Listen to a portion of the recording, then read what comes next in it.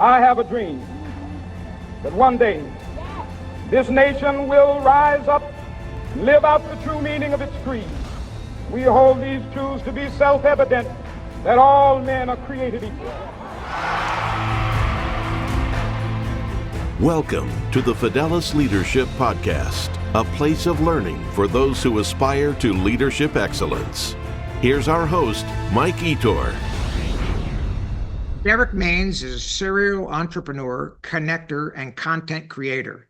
He has authored 3 books on lean management and has pitched, produced, and starred in Emmy Award-winning Crackle Original Docuseries titled Riding Phat. And he has helped build, as President and COO, one of the most notable brands to come out of the West Coast in the last decade called Phat Scooters. Derrick has been involved as a mentor, founder, consultant, and executive for more than 100 brands. As a public speaker, Derrick has been featured at more than 150 events. He's also written hundreds of thought leadership articles on a wide range of topics, including sustainability, manufacturing, lean, philosophy, physics, operations, marketing, and finance, among others. Derrick is the founder and CEO of Podcastology and The Process Fixer, and is the host of several podcasts. I've been stalking Derrick for quite a bit on social media. Thanks for coming, Derrick. Welcome to the Fidelis Leadership Podcast. Thank you, Mike, for having me. I'm excited to be here with you and talk about leadership today, because it's something I'm very, very passionate about. Oh, yeah, absolutely. Well, I love it. And I can't believe that I get to do this, and talk to thought leaders like you. And you'll see me taking notes. I mean, I learn something Likewise. Every time. And so if you see me, not paying attention and writing, I'm taking notes. Like I do the same thing. Listen, Mike, I'm Yeah. a firm believer. I don't ever trust anybody that uses a pen. I am a real big believer that the first sign of a good leader is the ability to erase what you've written down. So there are literally shavings all over my floor from pencil sharpeners because I always am writing things down. Yes, exactly. Cool. Well, listen, the intro, very rich background. I couldn't do it justice in just a short intro. So Yeah. give us some more details. What more do we need to know about Derrick? Yeah, I think I really, I've spent 25 plus years in business, really as an entrepreneur, not knowing any better when I started. I didn't, I grew up in sort of the northern part of Appalachian, a little town called Johnstown, Pennsylvania, the poorest town in Pennsylvania. My parents didn't go to college. They were very blue collar. I went to a religious school, so I never really met anybody that went to college till I was in my early 20s. But I started my first business when I was 13 years old. It was a landscaping business. And I had to, at that point, when you can't drive and you need trucks, the only solution is to hire older kids that had pickup trucks. So that was part of my strategy was I'll run the business, I'll get the business, but you guys have to give me a ride. So I spent a lot of time really as a young entrepreneur, not knowing any better, and eventually made my way into management as a fixer, sort of fell into that in 2 different instances where I worked for a company that was going under and challenged leadership to allow me an opportunity to see if I could fix it, since it wouldn't matter anyways. And in both instances, I was able to do that and then turn that into a career working for investors, on behalf of investors, working on fixing process, fixing strategy, and approaching things from a little different perspective. I think most fixers and hatchet people in private equity and investment firms come in and they want to slice and dice and cut costs. My experience, because I grew up very blue collar, my experience was not trusting what the executives were telling me, but actually walking out and talking to the people on the front lines of the organization. And I found really quickly that when I jumped in a truck with somebody, after about 2 hours, they'd tell me actually what was going on. And it was usually very different from what the executives and the leaders in the organization felt it was. And then I was able to really understand fundamentally where the bottlenecks and where the broken things were inside the organization and fix those things from the bottom up with the permission of the people that work in those roles. Because many times I think we misunderstand how much pain people are in their jobs and how much restriction is put in their way. And that when we can remove that restriction, when they can operate with less pain, they become far more productive. And I think there's lots of case studies of that philosophy and how it works out if you put it into place and you really believe it. You really believe that employees, the people at the front, actually know what's happening, and maybe have better intelligence than even the people in the boardroom. Yeah, I love that. I'm a big believer as well. I've never seen an organization that was any more than mediocre. The excellent organizations, the senior guys make an extraordinary effort to keep in touch with the frontline fighters, so to speak. Yeah. I've never seen in all my years a business go under because of a bad decision from an employee. I've seen lots of businesses go under for bad decisions of management.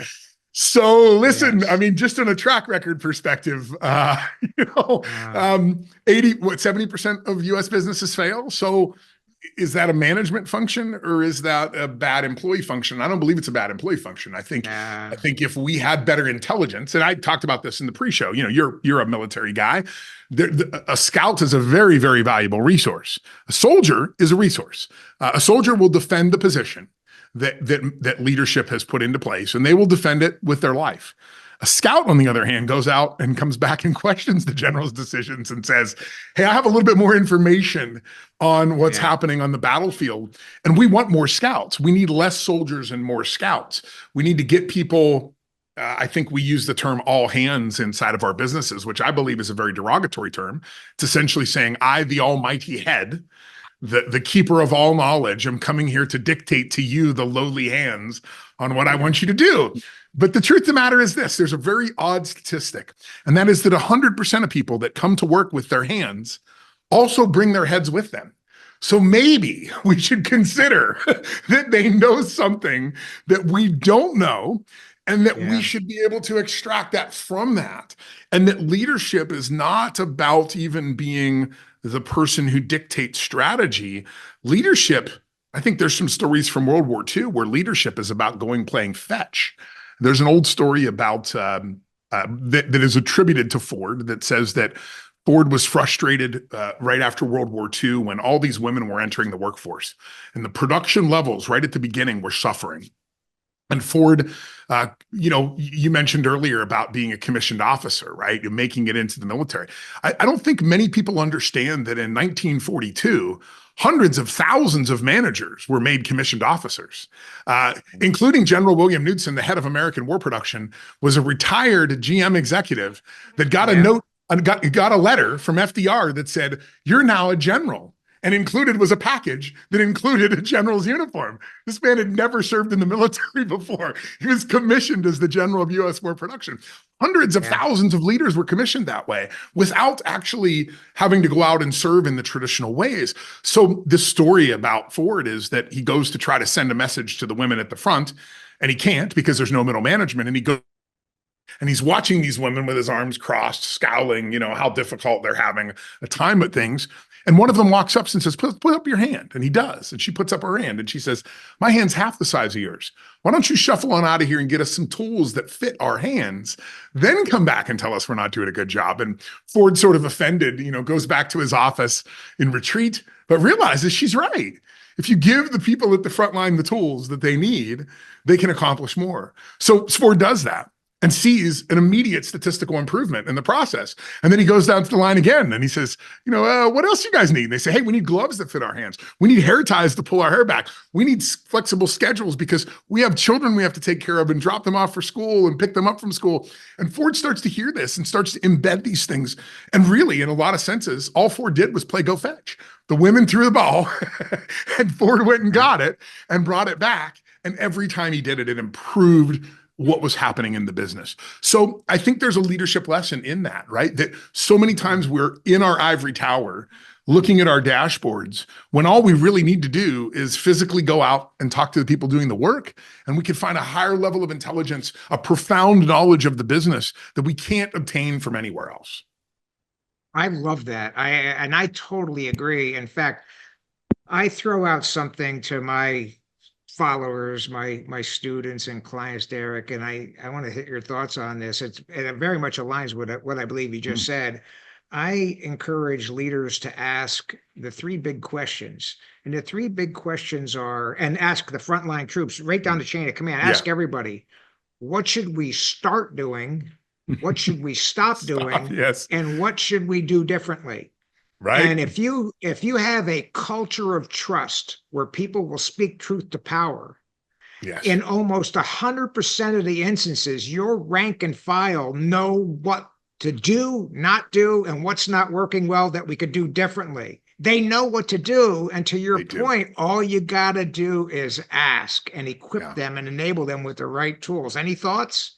Yeah, I wholeheartedly agree with you. And we mentioned Phat Scooters in the preview here. When I was at Phat Scooters, I was the president there for 3 years, and Phat Scooters was really a viral sensation here on the West Coast. We made these 150-pound electric scooters that people turned into golf carts, and you could put 1,000-watt speaker systems on these things. It was a very prestigious, all of the NFL teams. When I watch an NFL game, every one of those guys, I'm like, he's got a Phat Scooter. He's got a Phat, because they're quarterbacks. Russell Wilson bought them for the whole team, right? Aaron Rodgers bought for the whole team. I mean, these guys did this kind of thing. And one of the things that I learned there, I was president, really focused on finance and strategy for a few years, but then we had a change in control. And I stepped in as COO for 6 months. And when I did that, the thing that I did is I went to the front of the organization and I did exactly what you're saying. I said, look, guys, here's a big board. Write down your ideas on things we need to start, stop, and do differently. Put them up on that board. But the difference is this: instead of every one of those ideas coming to me, every Friday, that group got together and they had to vote on the best ideas. And they each got 5 votes, and they put those ideas up on the board. They'd talk them through and they'd say, you know what, I'm going to put 3 of my votes on this one here and one here. And then only the top 3 ideas got passed off to me as a leader, because I needed everybody else I didn't need to hear from every person. I needed to hear everybody's voice needed to be heard, but it needed to be vetted through the other experts, which were the other people on the line doing the work. And then they handed me off their ideas at the end of each week. And I took those ideas, and that was that was my approach for the next week. Here's the 3 things that my people came up with that they said, if you do these 3 things, we can do more work. We can do better work. And that translated over time, over a couple of months, to over the first month, we had a 536% increase in production, which is a pretty nice number. Actually, we got so good at production that we set a production aim each week and a quality aim. And when the employees hit that, they could go home and still be paid for the rest of the week. Well, guess what? They worked about 30 hours a week before they hit their goal. And then they got every Friday to go fishing because we listened to them. Yeah. We engaged them in the process. We put a map up on a wall and we said, here's what it looks like. How do you go from here to here more quickly? Oh, we'll take this step out. Let me do this step here. Let me do this over here. And we were able to abstract and create a plan together, a map, a roadmap of how to get to our destination. And time again, it worked. And I think there's a history of this happening, but unfortunately, much of the command and control methodology that Western management adopted early in the 1950s, I think maybe it was misunderstood, because you've been a commander of troops. You don't just tell them what to do. There is actually a strategy that comes from that battlefield intelligence. That's the piece that I think guys like Drucker missed. Drucker was big on command and control. Hey, listen, when those guys came back from World War II, Drucker and others realized really quickly that when you ask somebody to do something, they would answer, sir, yes, sir. So that means you can do a lot with that. But that's not giving you frontline intelligence like those women were providing to folks like Ford during World War II, where they were raising their hand and saying, I can't do this work well. And listen, I think the women in World War II were very, very passionate. That Rosie the Riveter era is something that we need to look back as a nation. Certainly, they figured out how to do it better. I mean, they made precision manufacturing that defeated German and Italian engineers. That's pretty high bar. They did it in an incredible way, and they did it through really communication, right? Being able to communicate their needs with executives. And unfortunately, after World War II, I think we lost a little bit of that. I think having 20 million soldiers in the workforce, maybe we got a little distorted on what was actually happening. Yeah, I agree with that. I was talking about my transition from the Marine Corps to the corporate world and how I led businessmen and women exactly the same as I led Marines. And a lot of people don't believe, but it's absolutely true. Now, that said, I made a determined effort to bring the very best of the Marine Corps' leadership and organizational stuff and leave the least desirable stuff back there because I could. Now, leadership wise, there was nothing bad with the Marine Corps. Organization wise, like any large organization, 240 years in existence or plus, more years now, Derrick.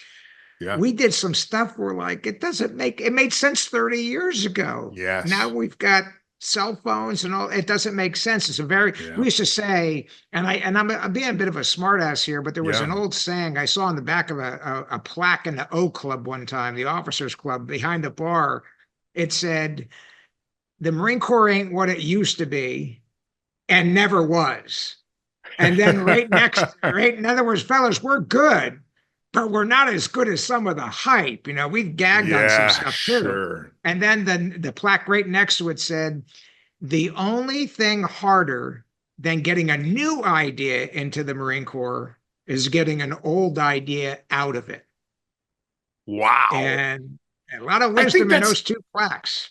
Is that not, though, our ideology? I mean, in leadership in general. I mean, let's think about where we are right now. We're in 2024. We have 21st century technology.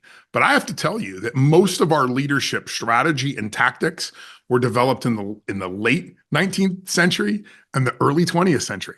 There has not been much innovation on how we lead organizations since about 1952. 1976 was the last big revelation, which was, a lot of people don't even know this, but there were two researchers, Jensen and Mecklin, that wrote a paper called The Theory of the Firm, and it was about how organizations should be run. And it is essentially the catalyst for quarterly earnings.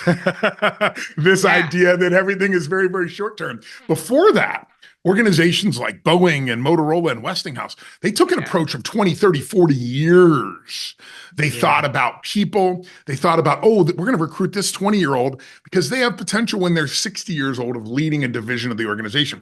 They played a very, very long game. And unfortunately, some of these theories that came in and distorted our perception of what leadership really is, those things need to fall to the wayside. They're bastardizations of really what happened. And I think the perfect example of what we did in World War II as a country, of women and children entering the workforce, a lot of statistical control. I mean, everybody in a factory, everybody in an office in the 30s, 40s, 50s, 60s, 70s, into the 80s knew how to do a process control chart. It was the way that everybody managed everything. Little XY axis with time at the bottom and what you want to track over here. Everybody maintained their process control charts. This was a big common thing. Go look at any video from the 1950s in a factory in America.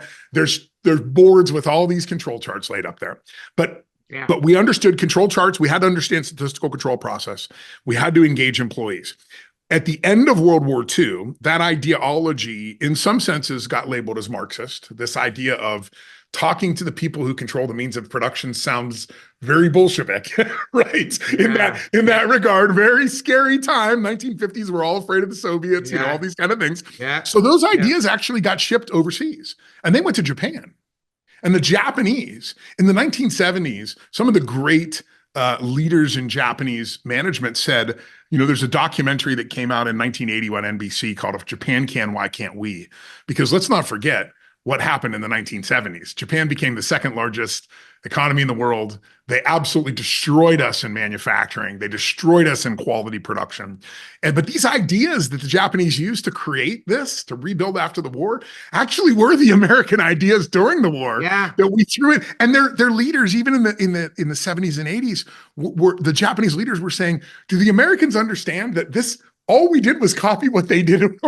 All we did was copy what they did to defeat us. And we defeated them with it. Because most of us don't remember that in 1951, American automobile production, we produced 10 cars for every employee in the industry. The Japanese produced 4. 20 years later, the Americans still produced 10. The Japanese produced 60 cars for every employee in the industry. A 15,000% improvement in productivity over the course of 20 years, using the methods that we came up with during World War II and threw into the trash bin at the end of the war. Maybe we need to revisit our leadership a little bit, right? Yeah, I love that anecdote, and I'm vaguely familiar. I'm very familiar with what you just said. I believe that one of the main drivers of the Japanese adopting methods was Dr. Deming. My favorite guy in the world. That is who I emulate in every way. Deming's work changed the world. Changed the world. Yes, but he was ridiculed in the United States post-war, and so he took his show to Japan. McCarthy shipped him to Japan. They learned in Six Sigma, Lean, Toyota Production, Agile, every methodology that we use to create electronics. All of these things were actually created in 1941 as part of the U.S. war standards, where Schuhart, who was Deming's mentor, Schuhart and Deming got together, working with FDR, and said, here's how you'll beat the Japanese. There's an interesting anecdote that just came out in a recent book. I think it's called The Essential Deming. And it talks about that when Deming went to Japan, he was the Taylor Swift of Japan for like 10 years. I mean, they created their own version of the Nobel Prize called the Deming Prize that has Deming's face. The highest civilian award in Japan is named after a white guy from Indianapolis, right? So it was really incredible what happened with Deming at that time. But it was cool that there was recently some research done about why was Deming so widely accepted in Japan. And they found out something very interesting. They found out that right after the Japanese bombed Pearl Harbor, a couple months after, they shot down a couple American planes. And the Japanese engineers took these planes and they brought them back to Japan. They shipped some to Germany and they shipped some to Japan. And they began to tear these things apart to try to understand the methods that Americans were using for manufacturing. After 2 hours, the Japanese engineers were so terrified of what they had found that there were actually rumors that the Americans had alien technology. And that was because these statistical control charts that Deming had put in place meant that every single day, every person could look at their production and they could focus the next day on increasing the quality or the quantity or reduce the variance, reduce little factors, which meant that over time, every plane that the Americans built got better. Every single day that went on, our products got better and better and better. And this terrified the Japanese because they looked at the variance and the tolerance of our parts, and they realized that even the Germans and Italians couldn't produce at that level. And they went to their superiors and said, we will lose this war. There is no way we can win against this level of production. Now, the only thing that the Japanese leaders said at the time, which was really right, was they said, look, the good news is this. As war goes on, production quality deteriorates. It's just the natural thing that happens. There's more pressure to produce higher quantities, higher volumes. Your people get fatigued. Your materials start to run out. Things will get worse over time. And that was what the Japanese hoped for. Not true. Every time they shot down a plane, they looked at it and they went, this is better than the last one. It's better than the last one. At the end of the war, the Japanese, for every 5 planes they were producing, upon their first test flight, 2 out of 5 would fall into the ocean. I mean, you're talking about 40% complete total catastrophic failure at takeoff. The Americans were producing stuff at Six Sigma levels of quality, and the Japanese were producing garbage at that time. This is why at the end of the war, Knudsen said, the General Knudsen, who was in charge of American war production, he said, look, we won this war by smothering the enemy in a quality and quantity of production that they could just never anticipate was even humanly possible. All because of these ideas that came out of Deming's mind, this concept of working with the frontline employees, empowering them to have statistical control over their process, giving them a voice to leadership. It saved, the reason that we don't speak German right now is because of those things that were discovered at that moment in time. And we unfortunately have failed to learn from those lessons, and we went a totally different direction, which I think is a dogmatic ideological problem with American management. Oh, we could talk. That's a whole different podcast episode about how, as a country now, with all of this technology and all that, our industrial base, the capacity to produce these machines and all that is not even close. World War II levels. And we just outsourced it, shipped it elsewhere and all of that. And as a guy that still keeps up with the military, I'm reading a lot about the Navy and the Marine Corps. You know, our shipbuilding capacity is the worst in American history. We don't produce, and so the Navy now is very short of ships. They can't project Marines overseas like they used to. Big problem. Yeah. And then he realized, we were doing all this in the ways of efficiency and all that. They're essentially having to rebuild shipyards and do all that. And that doesn't happen overnight. So they're No. talking about, I just saw a comment from the Navy, and it said that if we get on it and everything works as planned, it's probably still going to take us about 10 years to get the fleet where it needs to be today. 10 years. So, Well, yeah. so it's 19th century ideas running companies that have 21st century technology.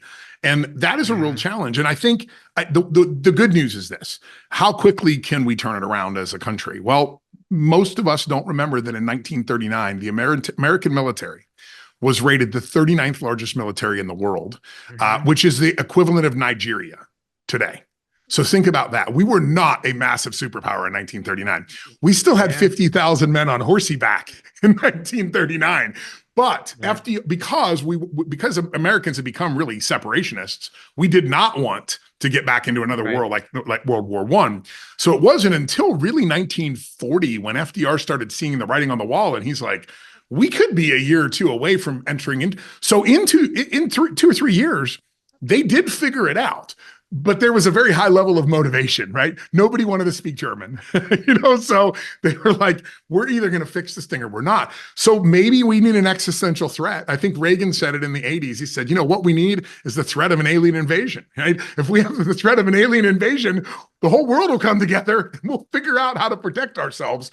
But we need that revolution here in the United States. It's got to be a revolution of leadership. It's got to be a revolution of saying to ourselves, we are not winning. We're not number one anymore in so many categories. And it is because we have come up with new and innovative ideas and approaches, and then we have thrown them away when they didn't fit the narrative. That's a huge problem. And we have got to go back to revisiting those moments in time and saying, what is it that made America great? And then let's not take the distorted, perverted version that we have today, but let's go back to those roots of Deming and Schuhart and some of those others, that even Teiichi Ono in Japan, and go back to those folks that were really more philosophers than anything. They were philosophers that were allowed to take their theories and put them into practice in a large scale, and they produced results unlike anything anybody has seen before or since. So maybe there's something there. Maybe the magic is still there. We just have to go back to it and revive it a little bit. Well, I love it. I want to ask you some questions about leadership, and a first couple that I ask every guest. So I always ask people, Derrick, if you were limited to I think you've said a lot already on leadership, all good stuff. If you were limited to just a short executive summary of Derrick's philosophy of leadership, elevator speech, Derrick, what's your philosophy on leadership? What would you say? I'm gonna go farther back even to the leadership philosophy. I think that first and foremost, we have to understand that every business is the same business. We transform inputs into outputs. That's called throughput. And we create outcomes. We also all perform the same management tasks. And I will tell you that about a third of your time right now as a leader is spent waiting, looking, and checking. All day long, we're waiting on this from the client. We're checking on this. We're looking for this. We spend an inordinate amount of time in administration because our organizations are not properly organized. We don't have process maps up on our wall that allow us to navigate and negotiate through situations. We don't understand where things are. Our forklift drivers, I don't know what it is, but forklift drivers in general, when you go talk to a forklift driver, they have more ideas than anybody on how to streamline operations because they see it from where somebody gives them an order and they drive all around in circles all over the world to try to find that one little thing. So my philosophy is that we're all in the same business and we all perform the same management function with about a third of our time, waiting, looking, and checking. We have got to get control of the waiting, looking, and checking. By gaining control of the waiting, looking, and checking and reducing that, every time that we wait, look, and check, every time that we use words like status update or verify or quality inspection, those words mean you do not trust the process and you cannot trust your people. So we need to eliminate that. We need to regain that 30% of our time that we're spending in this mundane, busy work detail, extract that, reduce that as much as we possibly can, and then utilize that time that we have left, which is about 20% of our time. You're going to gain about a day a week if you do this. Then use that towards better communication back with the front line of the organization, finding more challenges and more problems, hunting those out at their root cause and correcting those. To me, that's what it's about. We're all in the same business. We're all performing the same functions. So the biggest thing across organizations that we can change is to change the dogma of thinking that the things that we're doing right now are productive, and to look at every single thing we're doing and ask the question, why? Get back to the root. What should we start? What should we stop? What do we need to do differently? Free up that capacity in the organization, then use that capacity to dig deeper and deeper and deeper to get to the root cause. Yeah, I love it. I think I know what your answer is going to be to this one, but I ask every guest, Derrick, leaders born or made? Boy, I got to say that I think even in the brief, I couldn't answer this really well because it's a tough question. I think it's really a combination of things. I think there are people that are born leaders, but I do believe that for the most part, most people can be made into leaders. I think that at the front line of the organization, if you empower people, if you give people power and you give them the ability to make decisions, I think most people actually do a pretty good job. So it's tough for me on this one because I don't know if I know the answer just yet. I've only been doing this for 30 years. I'm not sure I know. What's your answer to that question? Now I'm going to turn it back around on you. I absolutely agree with you. Usually people say, oh, they're definitely made and all that. And I always counter with, I agree.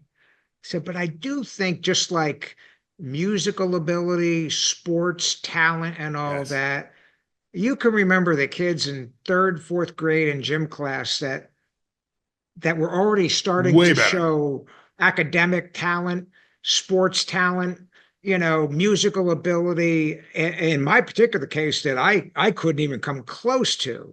And that's when I realized that not everybody was blessed with natural aptitude equally. However, if they didn't work at it, while other people were really working hard, they often fell to the middle of the pack at best. So my son's wrestling coach had a great saying, and I don't think it's his, but he used to say it all the time. He said, hard work beats talent when talent won't work hard. And that's words to live by in every sphere of life, Yes.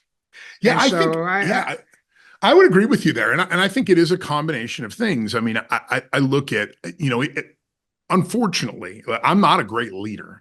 I'm an incredible idea guy. I can come up with ideas. I mean, I have currently on my Trello board, I have like 560 different ideas I'm working through. I mean, seriously, when I go out, I do a lot of these 3-hour workshops for executives and for companies.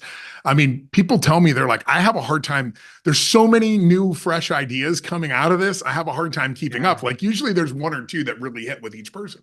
But I've become a real, to become a good leader, I've had to realize I'm a visionary, which means I have to surround myself with people that know how to lead, because I am so visionary that I just assume everybody else knows what I know. And I make decisions that sometimes people are like, I don't understand this. And they resist it. And then I explain it and they're like, oh, now I get it. Why didn't you say it in the first place? So I think I struggle with this myself. I think I have found that I have a really strong aptitude for systems thinking. It's something I was born with. When I was a little kid, probably 4 years old, I remember being in Rita Swintoski's basement in Johnstown, Pennsylvania. I was playing with her son and I found a National Geographic, one of these old National Geographics, and it was about archaeology. And I opened it up. And there was an archaeological dig, and they had string that was lined up in a grid, right? So that they could figure out, and they have it labeled A1, A2, A3. And as the pages progressed, they start uncovering this dinosaur skeleton, this, and I remember being so infatuated by going, oh my God, go to A4, that's where the head's going to be, right? I was like ecstatic looking at this grid and watching them expose this thing, over time. And I think it was at that moment that I realized that's how I see the world. I see the world through a screen door. Everything is a system. The reason that this cup with candy is sitting on my desk, there's a reason for that. There were a set of actions that went in order at some point in order to produce the result of this sitting here. So going backwards in that process is really important. And then not only being able to go backwards, I mean, I use grid paper everywhere. Like you can't see it, but everything in my office is grid. I have to work through grids because that's the way I think. But yeah, then once you're able to go back far enough and start to understand how things affect each other, now you can start to predict. And you can start to say, wait a second, it's going to move here next. It's going to move there next. So I think as a leader, that's the ability that I have, my secret sauce. But in leading people, not so good. And that's okay. I've surrounded myself with people that are better at it than I am. I've tried. And there comes a point where I say, I'm better focused on working on my little grids than I am on leading individual people. Right. Well, thank you for the answer. I agree with everything you said. And I'd like to go a little bit deeper on this because I've been in the leadership game. I'm 68. My first leadership role was as an 18-year-old in charge of 12 other Marines when I was 18.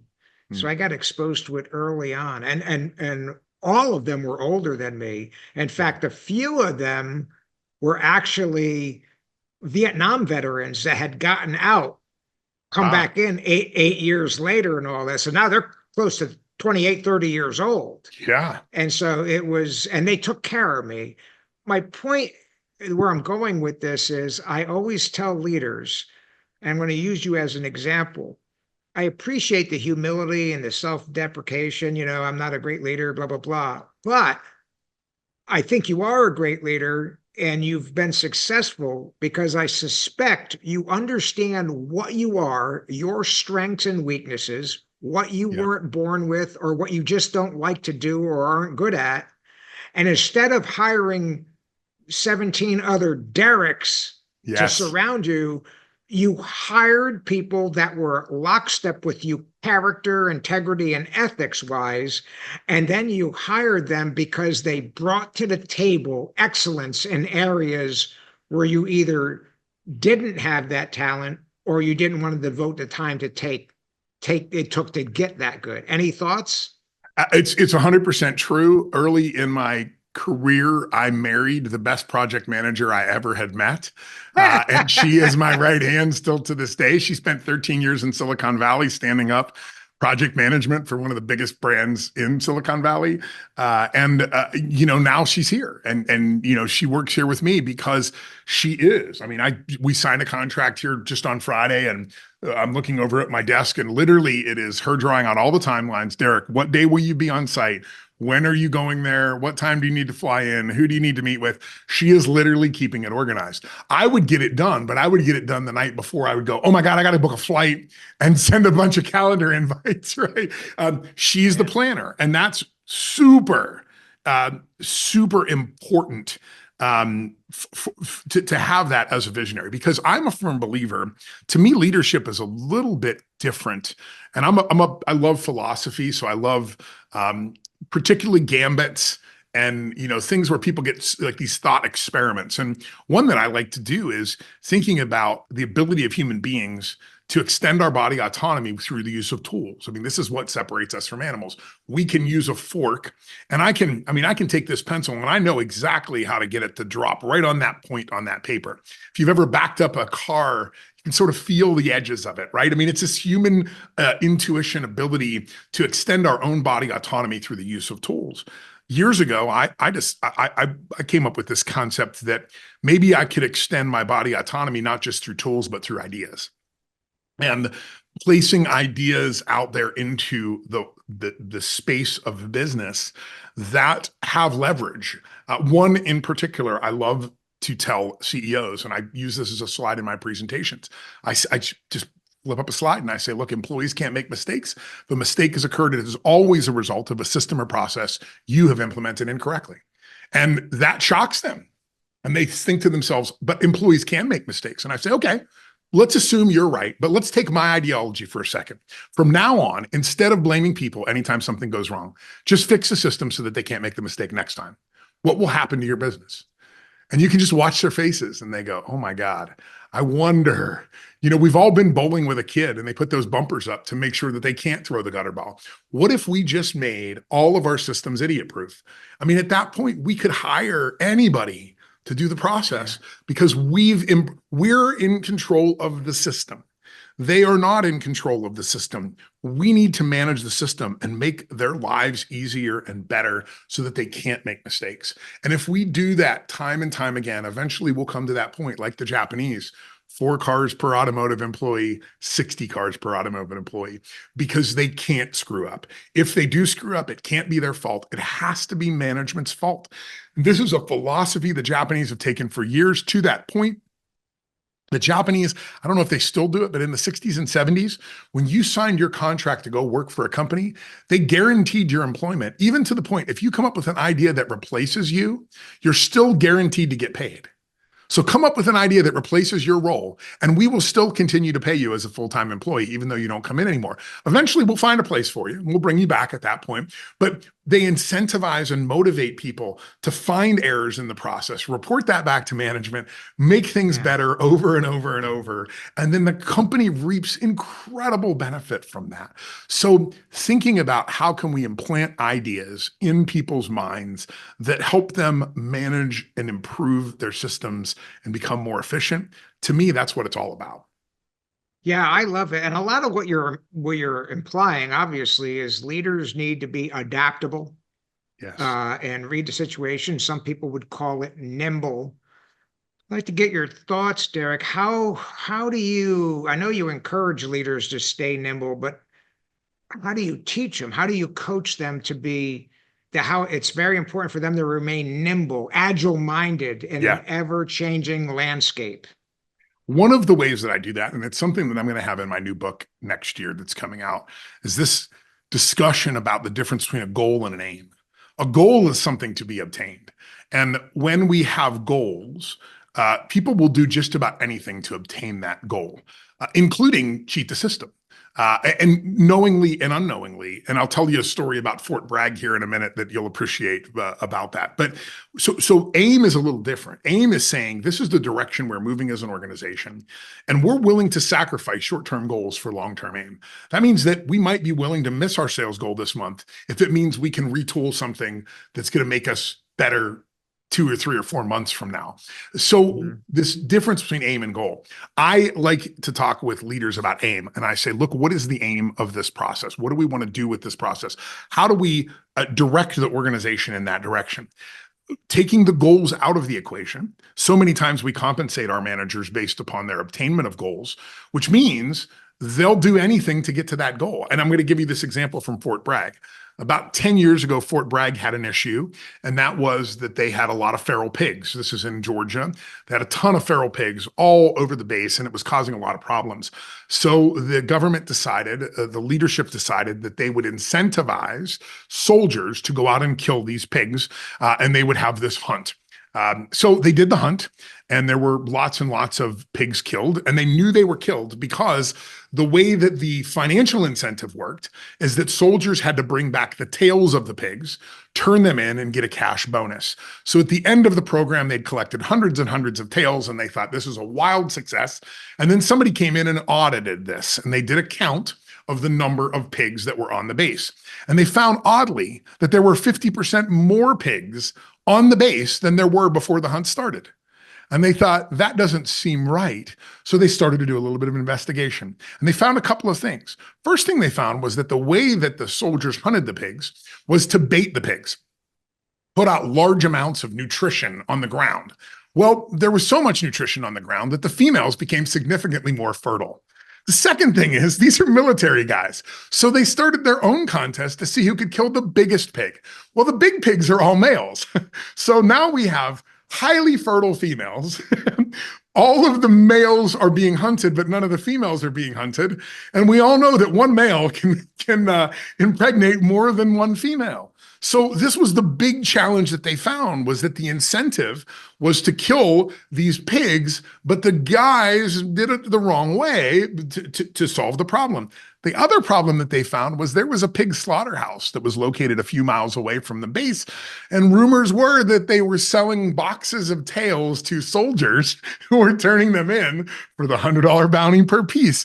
So the point of the matter is this: the incentive was misaligned with what the needs of the base was. The base needed to get rid of pigs, but these guys turned it into a competition. They turned it into a way to make money. They turned it into a betting scheme.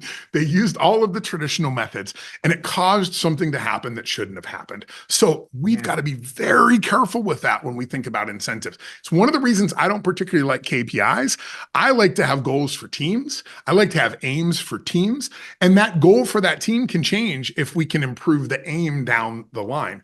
I'm a shooter. I've loved long distance shooting for a long time. And let me tell you that a little mistake that you make back here with your scope or with your wind or with your mathematical adjustments means that you don't even get within 20 yards of the target when it gets down there. So we've got to focus our aim and not be just about, oh, we need to hit the target, which means we have to shoot a lot. No, it means we have to dial in that aim and be willing to supersede our tactics in order to hit our strategic objective, which is hitting that target down range. So it's a little bit different thinking for me when it comes to that.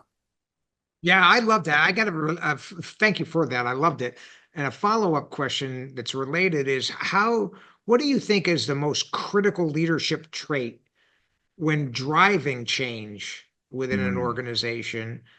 And once you name this trait, how do you teach leaders to develop it?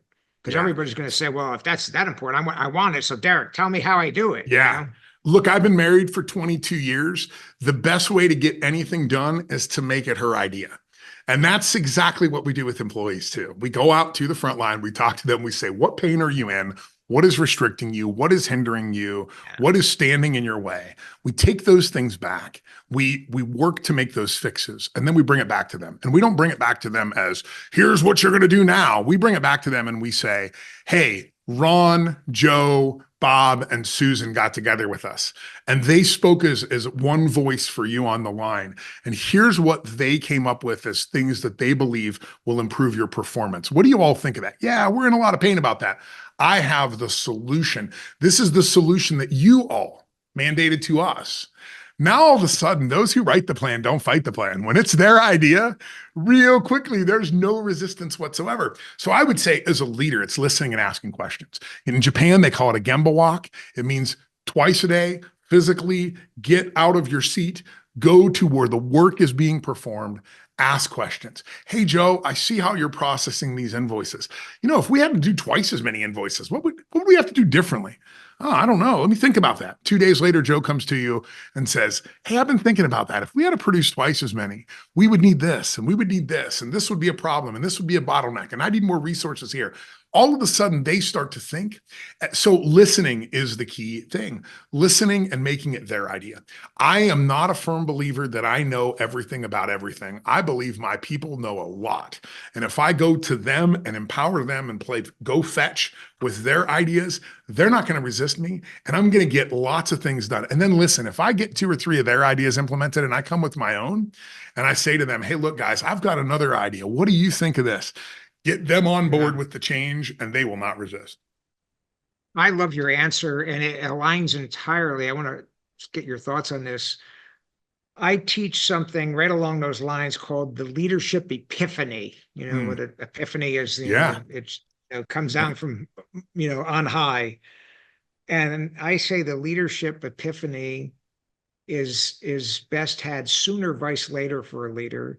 And it happens the very day, Derrick, that a leader realizes his people don't expect him to have all of the answers, and that he doesn't have to have the solution to every problem, and that saying things like, I don't know, and what do you recommend, are not only not seen as signs of weakness, they are seen as signs of strength in a leader. Yes. And the day a leader realizes all 3 of those, it often has the ability to change his perspective and his approach on leadership 100%. Any thoughts? I think you're 100% right. The only thing I would add to that is the ability to say sorry is really important too. I've done that. I've made changes on my lines. I've made changes in companies. And I just recently had one here, and we're a consulting firm. And I'm like, we want to go this direction. We want to go this direction.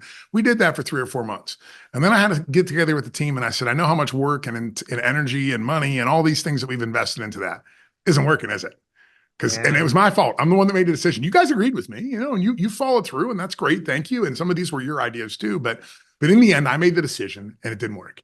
So we're going to have to pivot and go in a different direction. What are your all thoughts? And then all of a sudden they open up, right? And they start to say, you know what, you're right. And I sort of had a gut feeling a month ago. I'm like, man, you should have said something back then. That's a really good insight, right? And try to open that conversation. The truth of the matter is this: when you go out, the first time that if you've used a leadership style that is not what we're talking about right here, the first time that you go out to where the work is being done and you say to Brittany, hey, Brittany, I love what you're doing here. How would you do more? How would you do it better? At first, they're going to be very resistant because that sounds like the kind of thing that consultants ask when they're looking to replace you. It sounds a little scary, right? Our limbic system does not know the difference between a bear and a manager. Like we just see some big imposing thing coming down the hallway and we're like afraid, right? Fight, flight, fight, flight, or fawn primarily, right? I mean, we get sucked into these limbic emotions of our lizard brain. But if we allow that to sink in, hey, Brittany, you know what? Just if you get any ideas about how to improve this, just would you let me know? I mean, no dumb ideas. We're just trying to figure out a way to make it better. And I don't know what you do, so maybe you have an idea that I don't. I got to tell you, Mike, I've done that 50 times in my career. Probably 48 of them, the person's pulled me aside 2 or 3 days later and said, here's a list. Here's a list. Yeah. Here's what I've found. And sometimes that list includes a PowerPoint presentation, engineered drawings. They've literally created a plan, a list of how to experiment with this. And then I teach them experiments. Okay, look, let's do this. I did this with Phat Scooters. Before I just replaced a line and got this 500% increase in production, we did an experiment. We bought different equipment. We brought different tools. We put these people into their own quarantined area. And we said, now let's track the production between the regular line and this line. And within a couple hours, we realized this line was producing more than the regular line was per day. And we immediately said, this experiment works. Experiments are important and experiments can be wrong. We have to be able to say sorry because we need to be able to run experiments and go to our people and say, you know what? I'm sorry, my idea did not work. What idea do you have? That changes the dynamic of the organization. Yes, I love it. Well, listen, you have a rich career and you have worked with, developed, studied, observed countless leaders, Derrick. And so I'm going to ask you a question, 2 sides of the coin, so to speak. Yeah. In your opinion, are there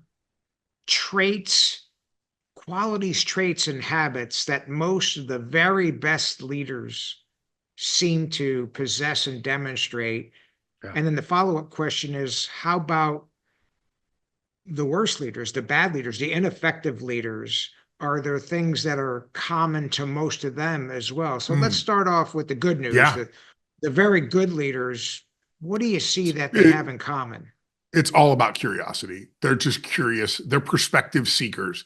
This is why a lot of I got to tell you, I bet you 95% of the business that we do, the CEO is either in Vistage International or in some other type of peer group. Why? Because these are executives that are committing a day a month to sitting in a room with other leaders and being told they're wrong. For some reason, if you're seeking a perspective, if you're dedicating one day a month to sitting in a room with other leaders and listening to a speaker and talking about your problems, you're willing to be wrong. And I think this desire to be wrong is the next piece. You have to be curious and you have to be willing. I have a great philosopher friend that says, Derrick, you have zero dogma in you. I am willing to change my opinion on anything at any time. And I look at it as from a military perspective. I'm in the trenches, right? I have a position I am defending. If I'm presented with any information that makes me believe differently, I can either advance or retreat from that position. I don't need to be right all the time. I would prefer to be wrong a lot, because you learn more when you make mistakes and you're wrong than you ever learn if you're always right. That's where wisdom comes from. It comes from curiosity and the desire to be wrong. I think on the ineffectiveness is leaders that do not want to know the answer. I've had 2 times in my career where I've had a CEO or a leader ask me to come into a company and to do some analysis. And very quickly, we found some problems that were directly related to the management and leadership style. In both of those instances, only the 2 out of all the hundreds of engagements I've done, I was fired by the CEO. They just said, I don't want you around here anymore. I don't need these kind of opinions. I call it ostrich management. As soon as we exposed that they were the problem, they were unable and incapable of accepting that. And they said, I hire consultants to agree with me, not to disagree with me. I rarely have that happen anymore. I have one right now I'm working with, and I pretty much have decided I'm not going to work with this guy because he wants to be right. He wants me to go in and tell him how right he is. And yet the whole business is falling apart around him.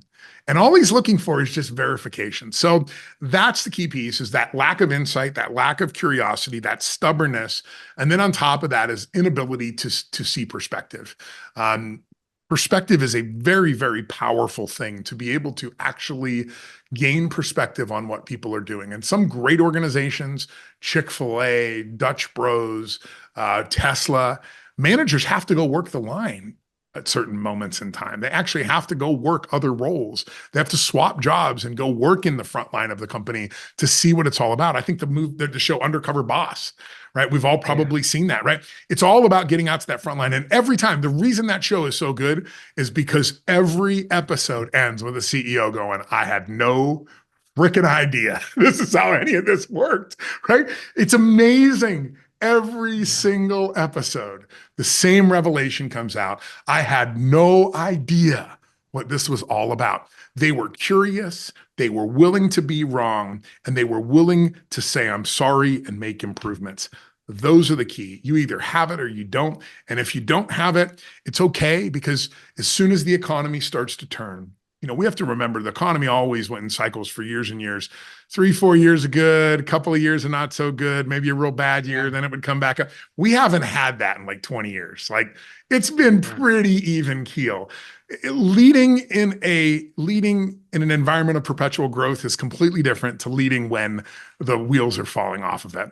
And the good news is, those who don't have insight, those who lack perspective, those who have the inability to say they're sorry, the good news is, the next time we go through a cycle, they all file bankruptcy.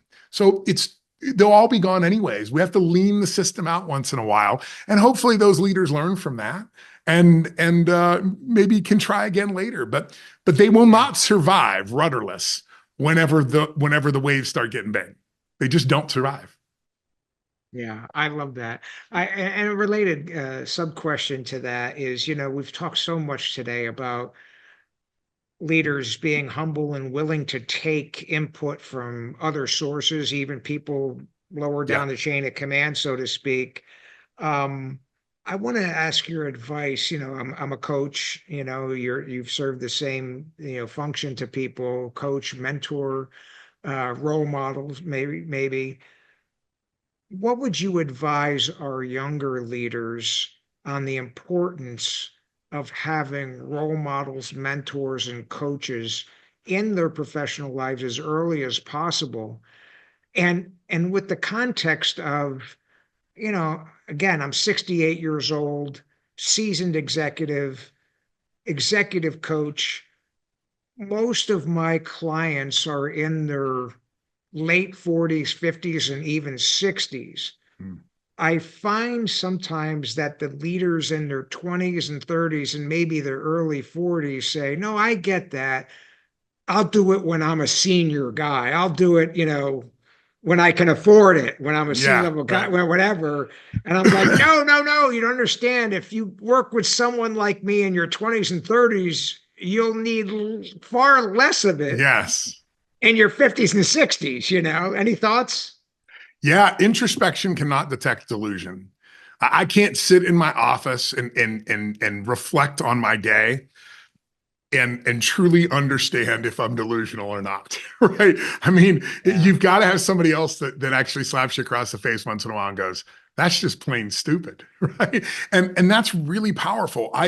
Early in as I mentioned about in the beginning of the show, I didn't go to college. I didn't know anybody that went to college. I barely made it out of high school. I've talked about this on some other podcasts. I did not know how to truly read and write until I was like 31 years old. I could read at about a third grade level. I could not write at all. My first executive job, thank God that these executives at this private equity firm realized it and surrounded me with 2 assistants. I was not allowed to send emails. I dictated everything like an old school CEO. I had to dictate it because I could not write a sentence. I didn't know how this worked. The difference is that every time one of my secretaries sent something out, I went back and reread it and I learned. And I went, why is a comma here? Why is a period here? Why are all these things? So great mentors for me. I've had 3 throughout my career. One early as a sales mentor. Another was a private equity guy. And then I got very fortunate in my early 30s to have met a very, very wealthy Texas billionaire that had been around for a long time, quite famous in the investment world. And I spent months of flying out once a week and just following him around like a puppy dog. And he was tolerant enough to let me do that. And there was value in it for both of us because he asked me a lot of questions. He'd ask me how I would solve problems. And then he would explain to me how he would do it differently. But many times he would incorporate my ideas into it. And that was true mentorship, right? Sitting down and saying, follow me around. And at the end of the day, let's debrief. Ask me questions. What does this mean? What does this mean? What does this mean? Why did you do this versus this? And him gaining perspective as well from a young leader. And that truly is what made me the leader that I am today. I wish I had more mentors today. Now at 51 years old, I don't have that luxury. I tend to be the one doing that, but I actually harvest as much from my customers as they do from me. I learn from them. I learn their styles as well. Yeah. I love your answer. And that's a great point that I'd like to make. A lot of leaders are listening like, well, I need mentors, coaches. Derrick is right. I need that. I think many of them, it's lost upon their duty, even as a junior leader. If you've got people reporting to you, I say that you have a requirement to be a role model, mentor, and coach to those people. You don't have to be an executive. You could be the guy in charge of the mailroom. But if you got 3 other helpers working with you, you're it to them. You're the primary boss and all of that. And I want to, so everybody, they're listening like, you're right, Mike, Derrick agrees, blah, blah, blah. But I think the point we're trying to drive home here that you just mentioned is I want to encourage leaders not to underestimate how much they will learn. They themselves will learn and improve by serving as a mentor and coach and tutor to other people. Any additional comments on this? I want to tell a quick story because I had a company about, my goodness, now it's been about 15 years ago. And I was very fortunate that one of my investors was a guy named Paul Orphis. Paul was at the highlight of his career. He was the chairman and CEO of Dow Chemical. And Paul wrote a great book about being an immigrant from Italy and escaping fascism and the Nazis and this whole thing. But Paul told me a story one time, and it really, I think he had it in his book, but he may not have. It was just something that he told me. And he said that when he got his first job at Dow Chemical, he got a job in the mailroom. And he said, the best advice I ever got was from my mother. And he said, she didn't speak English, but she said, Paul, every day when you go to work, sit at a different lunch table and talk to people, learn from people. And very, very quickly, every time an opportunity came up for somebody to get promoted, everybody knew who Paul was because he moved around between all the tables. He sat with the janitors. He sat with the accounting people. He sat with all these things. And everybody looked at him and said, what a nice young boy and smart and learning about the business. So every opportunity that came up, Paul got promoted until he eventually becomes CEO and chairman of the board. And I said, what did you do differently at that point? And he said, nothing. I still went to the lunchroom every single day. And I never sat with executives. I had enough time, those guys' time in the boardroom. I sat with janitors. I sat with cafeteria workers. I understood the business at every single level. It is what allowed me to achieve that great height. And it is what allowed me to retain and become one of the best CEOs. And there's lots. I mean, his book, the foreword is written by like Jack Welch. I mean, I think Cheney writes a foreword. I mean, like the men that wrote this is like, this is one of the greatest leaders of our time. Like we don't know him because it was in the 70s and 80s, but he did it by just talking to people at every level of the organization. And he gets promoted from the mailroom to chairman and CEO of one of the largest corporations in the world, and one of the most respected leaders of our time because of that. That's what we have to do. Yeah, I agree with that. Well, Derrick, unfortunately, our time is running out of it. But I can't let you out of here without asking you the fantasy question I ask everybody at the end of the podcast. So if you were able to bring back one leader from the past, spend a day with that leader, who would you choose and why? Hands down, W. Edwards Deming. I think probably the most underrated and influential person in the last 100 years in business. I think he should be up there with the greats. I really do. And unfortunately, for 30 years, he disappeared from the American scene because his ideas were rejected. How he was rediscovered in 1980 is a podcast in and of itself. NBC was doing a special about if Japan can, why can't we? They went and interviewed the dean of Columbia University, and they talked to him and they said, what was it like working with guys like Deming? And this is when the dean of Columbia realizes the NBC people think he's dead. And they're like, and the dean of Columbia is like, he's not dead. He's my next door neighbor. And he's out in the garden right now. You want to go meet him, right? So he was rediscovered at this time and exploded back into the scene. Unfortunately, he was 80 years old when he was rediscovered, lived till he was 90. But, I think there was so much more there. I think Deming's philosophy about business was developed while he helped the Allies win the war, and then went off and took Japan from a country with 95% of its industrial capacity and its infrastructure destroyed to 20 years later being the second biggest economy on the planet. That's somebody that we need to mimic. I do everything I can to find as many old writings from Deming and letters and all sorts of things to try to understand this guy and the way that he thinks about the world. I think his ideas were about 100 years too early. I think we should be able to take those ideas today, apply them to our organizations, create a world where, just real quick story. Deming talks about at one point, he writes a letter to Ford in the 80s, and he says, the reason we work a 40-hour work week in the US is because grandfather Ford, the founder of Ford Motor Company, discovered on his statistical control charts that when people work a 5-day week, they produce the same amount as if they work a 6-day week. And Ford realized that and went, ooh, we can save a lot of money on shutting down our factories, right? We'll still pay everybody. So the reason that we have a weekend is because of Ford. And this question that Deming asked Ford grandson is, he said, did your grandfather ever try 30 or 28 or 24? What if the optimal work week isn't 40 hours? What if it's 18 hours? What if the highest productivity comes from a different way? DuPont looked at this in the 50s and 60s. A lot of people don't know what the DuPont schedule was, but DuPont discovered through statistical analysis that there is a better way for human beings to work. You work 5 days, 10 hours a day for 3 weeks, and then you get 1 week off every single month.